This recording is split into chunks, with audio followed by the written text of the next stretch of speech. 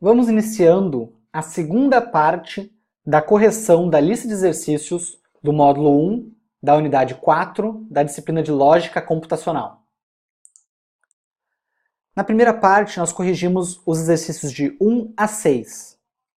Aqui nós damos continuidade, então, à correção do exercício 7, com a devida atenção de que, para cada máquina de estados abaixo, a gente tem que fazer a descrição formal, a tabela de transição de estados e o diagrama de transição de estados, que é o grafo. Qual é a temática do exercício 7? Crie uma máquina de estados transdutora, então uma máquina de estados recebe comando, né, e cada comando realiza processamentos, para descrever o comportamento de um rádio de carro, onde ele tem apenas 5 teclas. Modo, que troca para CD para FM e vice-versa. Volume, aumenta e diminui. Estações, né, ou faixas, né, estação quando ele está no modo FM ou faixa quando ele está no modo CD, que vai para cima ou vai para baixo, né, avança ou retrocede. Então é um rádio de carro com apenas 5 teclas. Um botão modo, um volume mais, volume menos, e uma estação ou faixa para cima ou para baixo. Tá? Então isso já meio que delimita um pouco o escopo de símbolos que esse rádio recebe.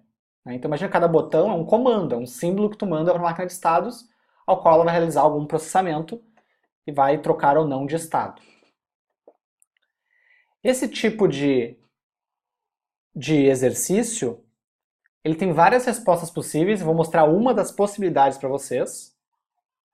Mas ele tem várias respostas possíveis, porque cada fabricante tem uma maneira única de interpretar, de colocar mais botões, menos botões, processamentos diferentes quando eu faço cada manipulação dos botões e assim por diante. Começando pelo óbvio.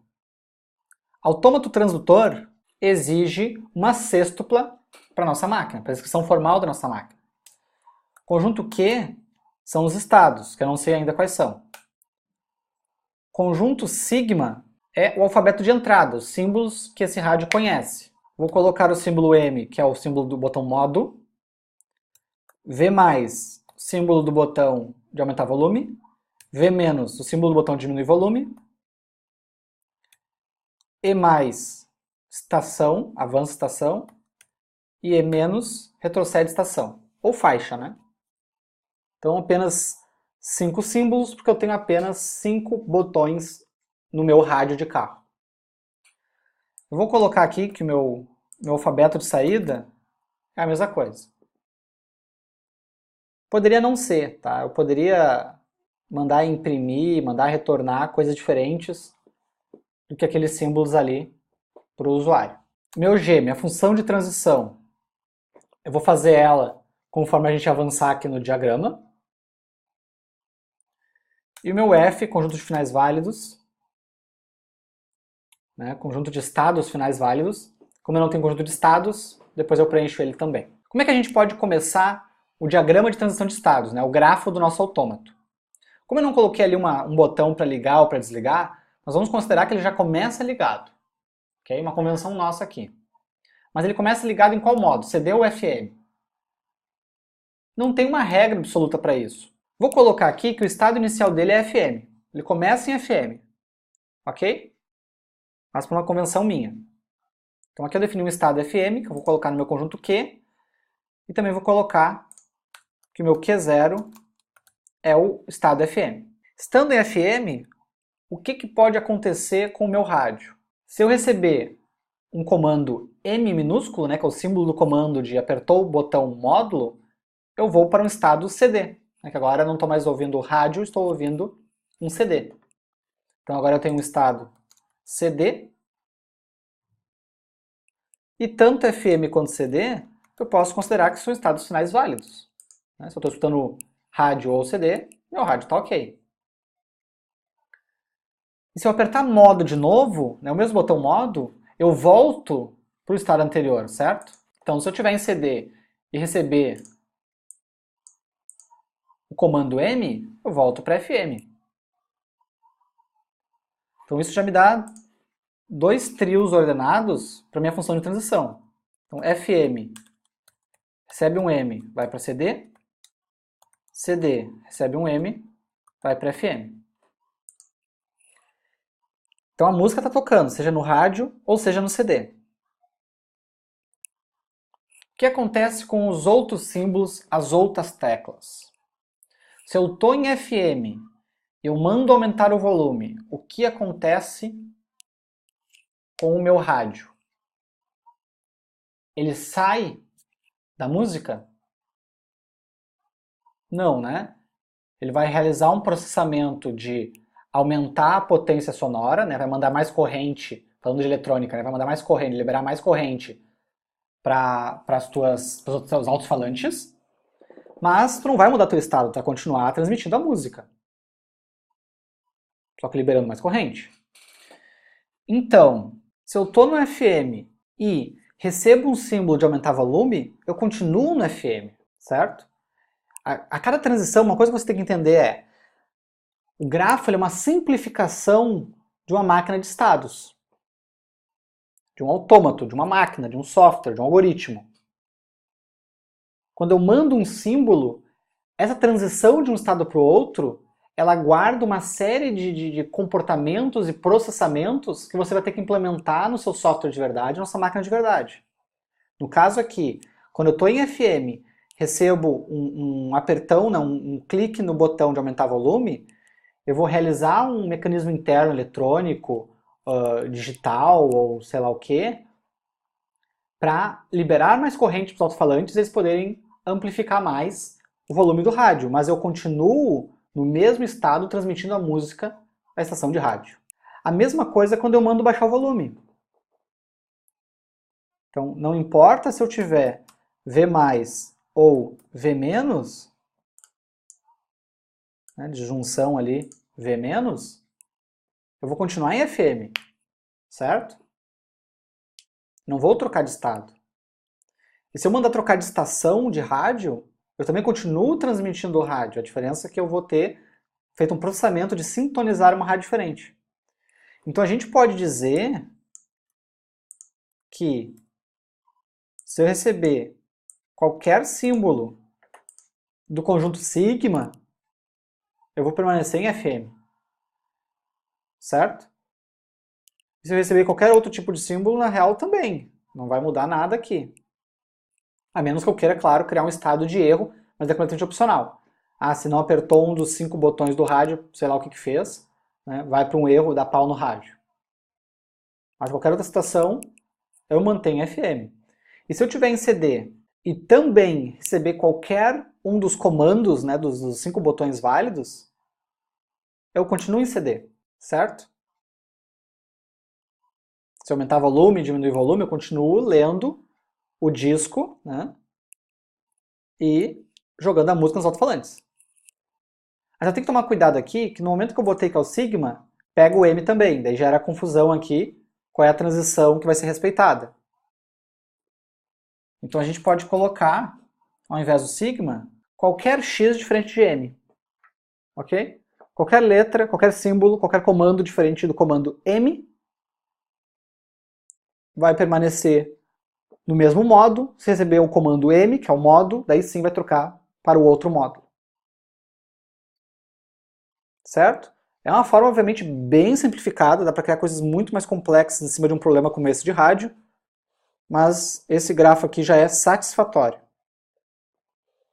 Vamos fazer apenas agora a tabela de transição de estados desse grafo. Quais são os meus estados? FM, CD. Quais são os meus símbolos? É o M e qualquer X que não seja o M. Então, um símbolo específico e qualquer outro símbolo. Ah, poderia ir mais no detalhe e colocar todos os símbolos do meu sigma? Poderia.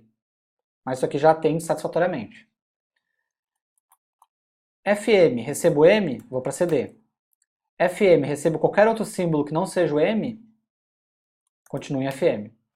CD, recebo um M, vou para FM. Recebo qualquer símbolo que não seja o M, me mantenho em CD. Então, uma tabela de transição bem simples, bem objetiva. Uma máquina entenderia, né? Exercício 8. Cria uma máquina de estados reconhecedora para validar somente as palavras cavalo, caiado e cavado. Então, tem que reconhecer apenas essas 3 palavras. Qualquer outra palavra não deve ser reconhecida, não deve ser considerada válida. Então vamos começar aqui pelo desenho do grafo. Poderia começar pela descrição formal? Poderia. Optei aqui por começar pelo desenho do grafo. Começa então no estado inicial S0. Qual é a primeira letra válida que eu tenho que encontrar? Letra C, porque as 3 palavras começam com C. Então, se eu estou em S0 e li um C, vou para o estado SC. Agora, qualquer coisa que não seja um C, vai para o estado SE, que eu vou chamar de estado de erro, não estado não reconhecido. Agora, segunda letra que eu preciso reconhecer é a letra A, porque as 3 palavras têm como segunda letra a letra A. Então, se eu tiver em SC ler um A, vou para SA. Se não vier um A aqui, vou para o estado de erro. A terceira letra, ela pode ser um V ou um I, certo?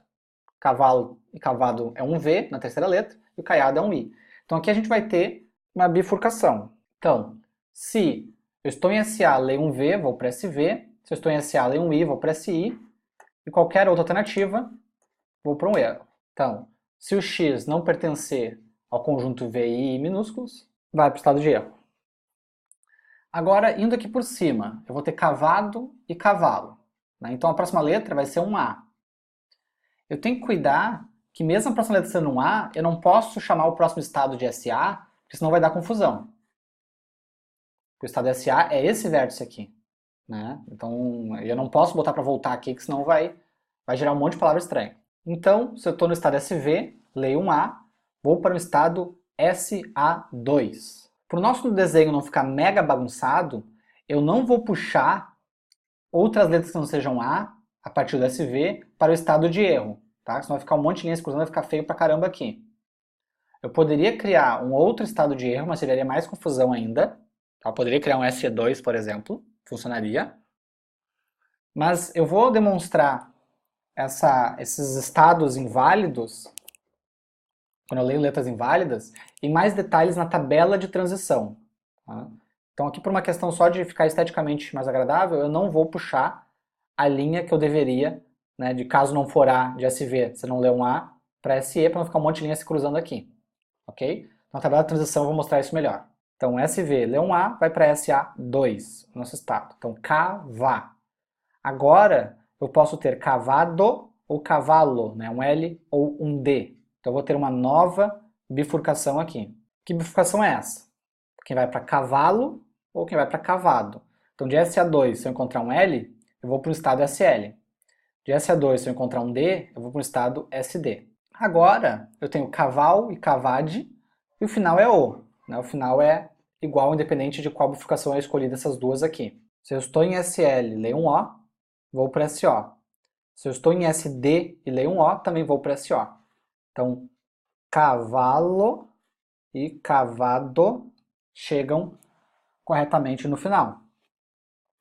Então já podemos ir preenchendo nossa notação formal. Nossa notação formal, que é uma quíntupla, formada por Q, conjunto dos estados. Então, S0, SC, SA, SV, SI, SA2, SL, SD, SO e SE. São os que a gente tem por enquanto. Sigma, nossos símbolos válidos.